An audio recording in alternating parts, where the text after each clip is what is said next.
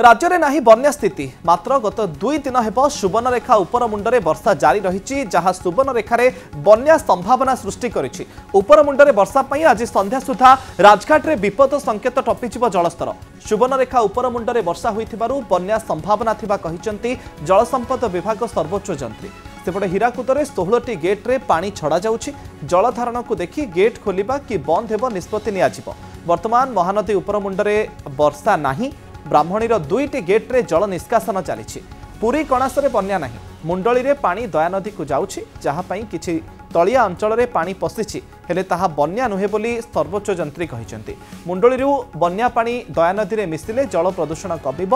गंगुआ नाळरू पानी मिसिबारु हुएत दयानदी दूषित हेउतबा कहिसंती सर्वोच्च जंत्री चंद्रशेखर पाढ़ी।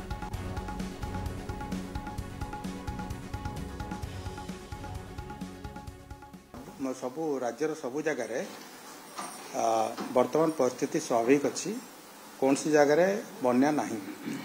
तेबे सुवर्णरेखार विगत 2 दिन रे धरकी जो उपरमुंडे वर्षा है फल आमर लेवलटा राजघाट रे 10.52 मीटर हबार संभावना अच्छी। आज संध्यार सेटा आमर 10.36 जेतु रोची डेंजर लेवल ताठू ऊपर टिके रहिबो। ए बाबद रे आमे समस्त को सतर्क कर दो। आउ रहिला आमर महानदी रे आमर 16टा गेट रे आमर पानी छड़ा होची। सेटा जेतले आमर इनफ्लोटा कम हबो तापरे आउ फाटक गुडा बंद करबा बाबद रे निष्पत्ति नेइबो।